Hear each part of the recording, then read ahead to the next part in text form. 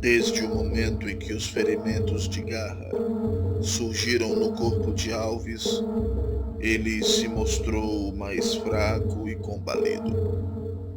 O padre tinha certeza que acontecia uma batalha dentro do corpo daquele homem, como não era comum acontecer no corpo de outros possuídos, pois poucos têm a consciência do que lhes está acontecendo, ou ainda têm da parte do mal um ódio tão grande sobre si que seus possessores se veem na obrigação de lhe causar não apenas dano físico, mas também moral.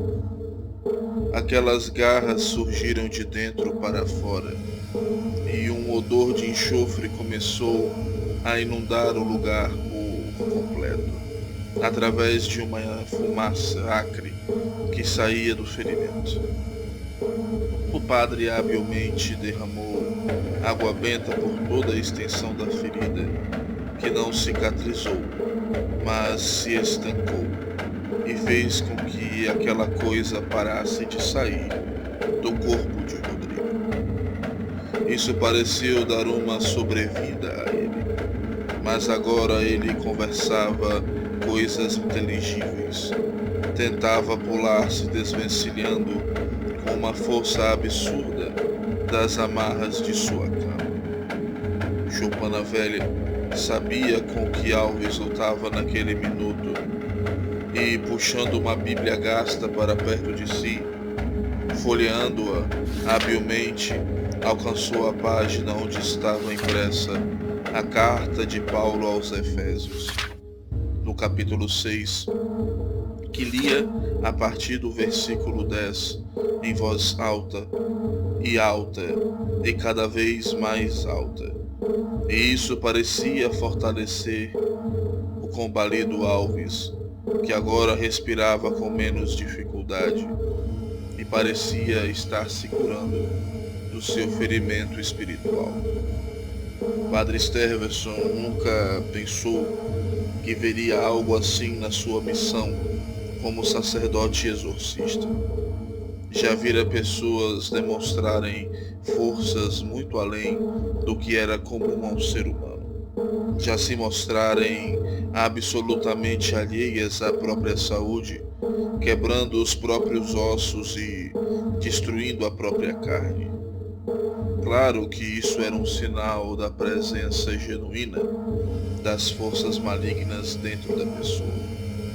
A falta completa de todo bem e amor à criação, presente na criatura que assumia o corpo, que queria mostrar que estava ali, impor a sua autoridade com a força destruidora para mostrar aos crentes o inutilismo de sua fé. Francisco agora já gritava a passagem bíblica e o corpo de Alves ia se acalmando cada vez mais. Inclusive o seu peito ia parecendo ficar cada vez em melhor estado. Com mais cuidados, logo não ficaria nem mesmo uma cicatriz, demonstrando o que fosse que estivesse acontecendo dentro dele. Tinha certeza que ele sairia dali não ileso, mas mais sábio e mais forte do que ele mesmo, como padre, conseguia ser forte. E Alves teria que ser forte. Mais que isso, precisava ter fé. Era uma parte fundamental de seu trabalho acreditar. Nenhuma pessoa seria possuída por um demônio se Deus não tivesse ciência e, em sua infinita misericórdia, concedesse a essa pessoa a chance de ser liberto.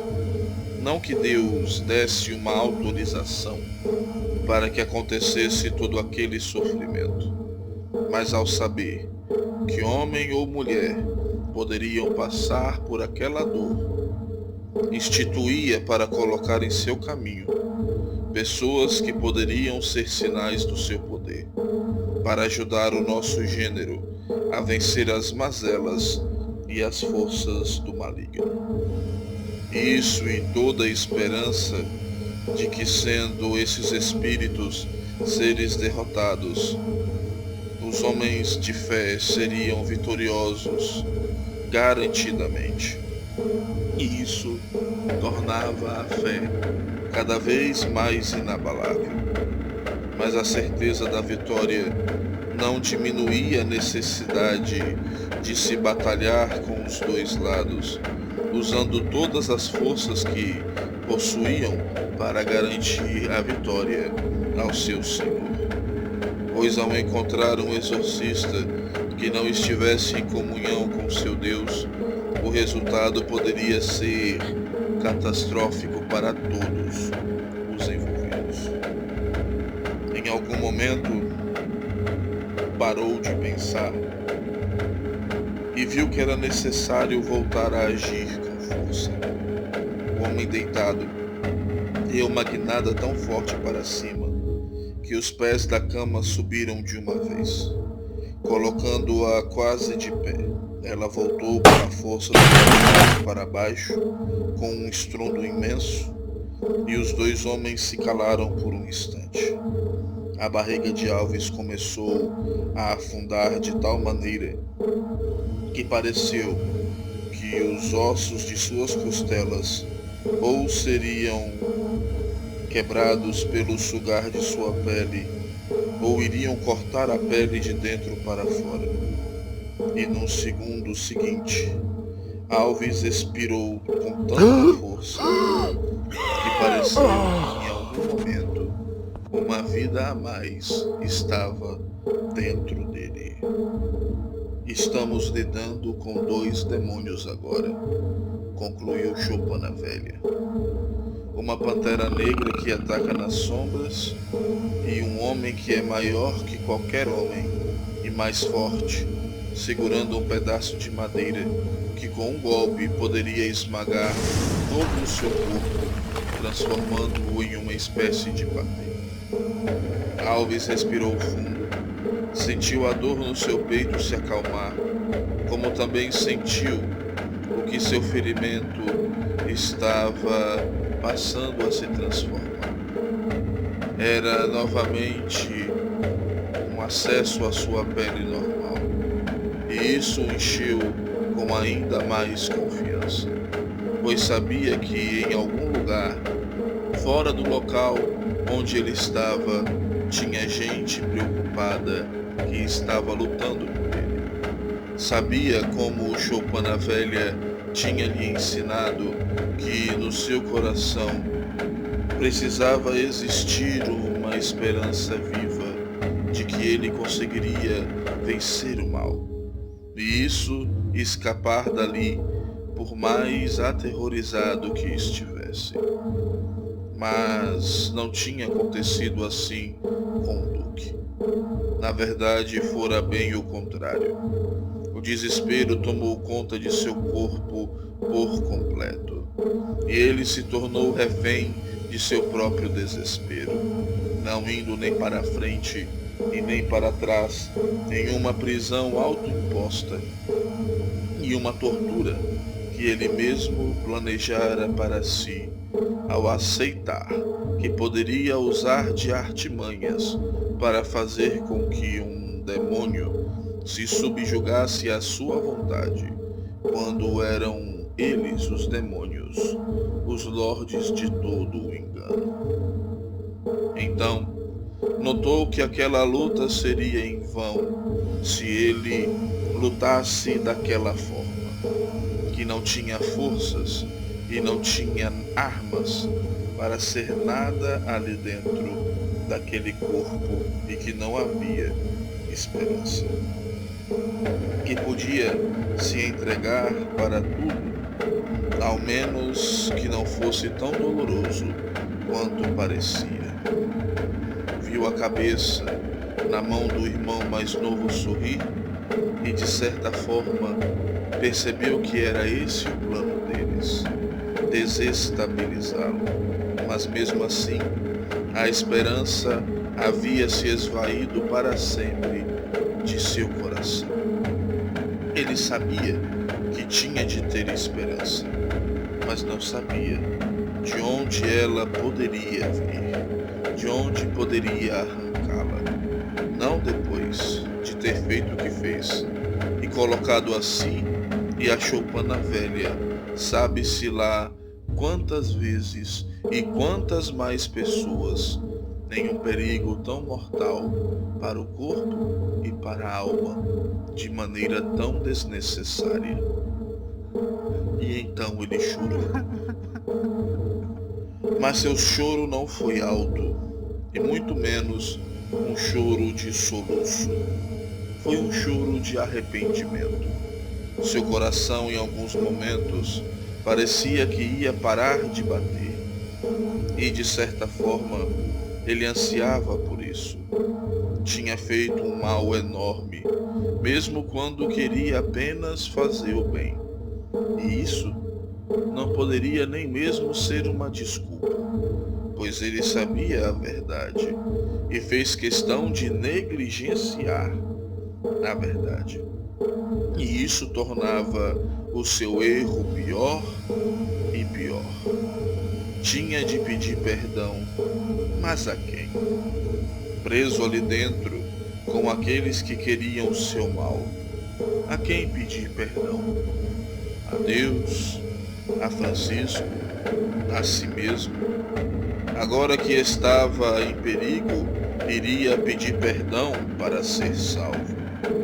E isso, na verdade, o tornaria um ser mais vil do que era quando apenas cometeu os erros que tinha cometido, achando que se safaria ileso de suas tolices. Ele entendeu que merecia estar ali. Estava com medo, mas tinha feito por onde. Não se arrependia por estar ali.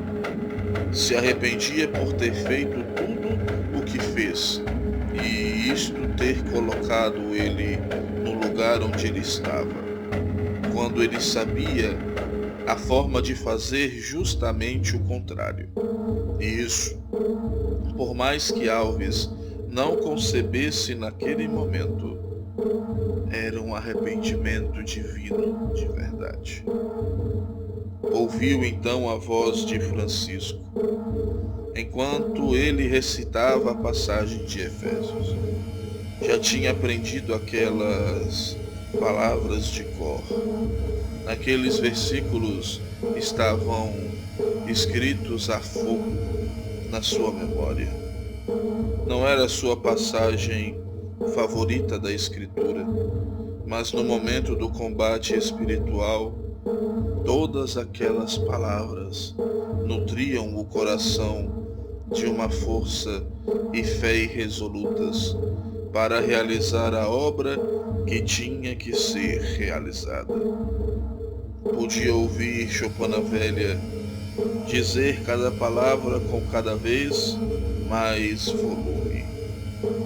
E isso fez com que seu pranto silencioso fosse acabando aos poucos, que sua cabeça fosse retomando um rumo que não era mais o da autopunição, mas de entendimento e reconciliação. O velho tinha perdoado ele, estava ali por ele. Por que o próprio Rodrigo teria que desistir? Tinha um padre ao seu lado em nome da igreja, para que ele pudesse voltar a ser quem era antes, apesar de tudo. Por que se martirizava se Deus não se esquecera daquele corpo tão inútil? Todos tinham perdoado Rodrigo. Só faltava agora que Rodrigo perdoasse Rodrigo. Uma luz se acendeu. Estava longe, muito longe. Vozes cantavam com uma beleza, a uma música incompreensível que o coração de Alves não conseguiu distinguir em palavras, mas em coragem. estendeu a mão na direção dos dois e gritou: Padre nosso, tu és el reino, e la fuerza, e la gloria, por los siglos de los siglos. Amém. Estava atrás de Choupana Velha. Os dois rezavam o exorcismo e seu próprio corpo estava em espasmos, se debatendo e gritando. Ele não estava mais ali dentro. Não estava mais lutando contra os dois que se colocaram em sua frente. E só conseguia agora assistir o seu corpo castigado naquele quarto grande e escuro. Tinham velas sobre os móveis, mas estavam todas apagadas. As janelas estavam lacradas com pedaços grossos de madeira. Estava amarrado em uma cama de casal, mas seus lençóis estavam imundos, pois ele tinha certeza que há dias fazia suas necessidades ali em cima sem nenhum controle. E um homem dominado por 6 demônios não poderia ser solto daquelas amarras com negligência. Era um ambiente doente, até mesmo para um moribundo, ou mais do que isso. Se não soubesse que estava lutando com todas as forças para que seu corpo não sucumbisse, ao olhar para si, diria que estava diante de seu próprio cadáver. Mais uma vez a oração de exorcismo se iniciava com as invocações. Os olhos do padre estavam pregados, como se ele estivesse fazendo aquilo há horas. Parecia muito cansado, mas ao mesmo tempo muito disposto em continuar. Choupana Velha respondia a cada invocação. Estava mais magro e seu rosto mais fundo, mas naqueles olhos havia um fogo, uma força diferente que Alves tinha aprendido a respeitar. Olhou para o livro na mão de Choupana Velha e começou ele mesmo a responder as invocações feitas pelo padre, gritando cada resposta, como se quisesse que os dois presentes naquela sala soubessem que ele estava ali, vivo e firme ao lado deles para lutar. Mas eles não sabiam. Os dois nem mesmo tinham ideia de que aquela impressão de Alves estava ali e o quanto ela poderia ser, ou não, útil naquele momento. Mas continuava respondendo. E seu corpo parecia responder com mais calma a cada prece, como se o mal lá dentro estivesse sendo vencido.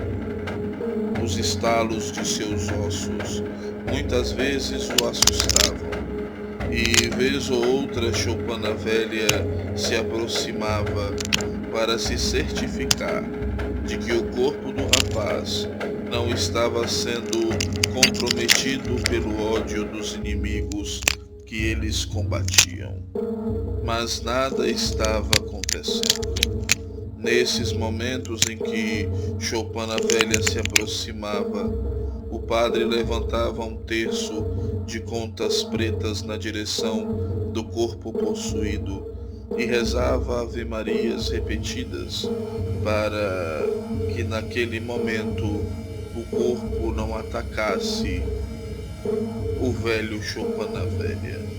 E agora o próprio Alves repetia as ave-marias. Retomaram a oração e um líquido escuro começou a se derramar da boca e das narinas de Alves. Litros e mais litros iam se derramando sobre ele e sobre a cama. O padre parou a oração e quando o fez, os jorros do líquido ficaram ainda mais fortes. Começaram a rezar Pai Nosso atrás de Pai Nosso, e os jorros já iam se derramando pelo chão inteiro. E um cheiro estranho vinha daquilo, e logo Choupana Velha reconheceu como sendo alcatrão. Mas quanto mais o líquido saía, mais o corpo de Alves parecia tranquilo, calmo e repousante. Claro, se aquilo tivesse o significado que ele imaginava que tinha, o homem estava liberto da metade dos demônios que possuíram o seu corpo. E isso fez com que o espectro de Rodrigo do lado de fora se sentisse muito feliz naquele momento, aliviado, como se metade de uma estrada perigosa tivesse sido vencida e tivesse sido concedido a ele estar ali apenas para ter a certeza de que não estava sozinho como acreditava estar, e que até poderia responder e deveria responder pelas suas tolices depois, mesmo achando que já estava pagando um bom preço, bem mais alto do que o necessário, pelos erros dos atos que cometera. O padre saiu do quarto para apanhar vassouras e panos e rodos para tentar limpar aquela bagunça que saíram das entranhas de Alves. Mas quando abriu a porta, não conseguiu segurar um grito de susto quando deu um pulo para trás, como que se esse pulo salvasse a sua própria vida. Ali estava um cachorro, ou um monstro de cachorro. Entrou no quarto, na direção de Choupana Velha, mas passou direto por ele, jogando o velho com raiva no chão e deixando-o para trás, pois seu objetivo era Rodrigo. Mesmo sendo físico ou que mais se aproximasse disso, ele se aproximou do espectro de Rodrigo e agarrou com tanta força sua canela, que ele sentiu sua alma se esmigalhar naquela região no mesmo instante. Caiu de costas no chão, os punhos fechados, e seu corpo sobre a cama tentava repetir o movimento, mas como estava amarrado, tentava em vão. O cachorro o puxou, e era evidente para quem olhasse que ele puxava alguma coisa que estava naquele momento invisível. Alves ainda tentava se segurar no chão, mas em vão. Era puxado, arrastado, e o cachorro fazia questão de balançar a cabeça para causar ainda mais dor em Rodrigo, que vinha sendo arrastado na direção da cama onde estava o seu corpo repousando. O cachorro largou sua perna em frangalhos e mordeu seu rosto com força. O sangue tomou a boca de Rodrigo e algo quente assumiu seus olhos. E tudo era baba, língua e dentes. Um puxão com tanta força que poderia ter arrancado fora sua cabeça fez com que tudo se tornasse um imenso breu. Alves estava machucado. A dor era intensa e não conseguia ficar de pé.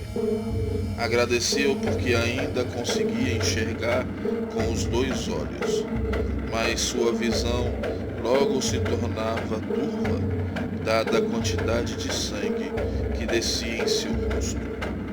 Ofegava tentando se arrastar e apurava os ouvidos para saber se o cachorro vinha novamente em sua direção, mas ele não vinha.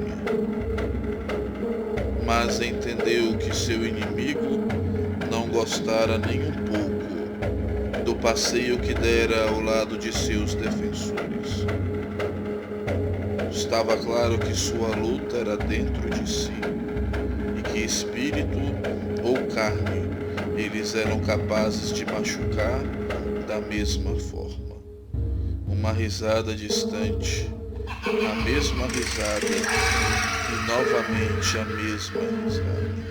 Um cachorro rosnou próximo de seu ouvido.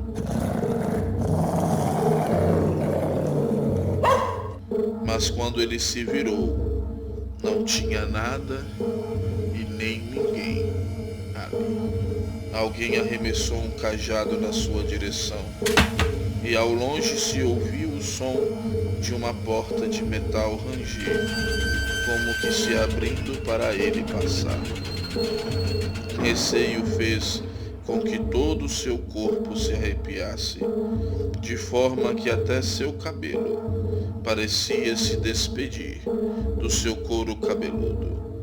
Mas o som de vários cachorros se aproximando fez com que ele se levantasse e partisse mancando, se agarrando ao seu cajado, indo na direção da porta, que bateu.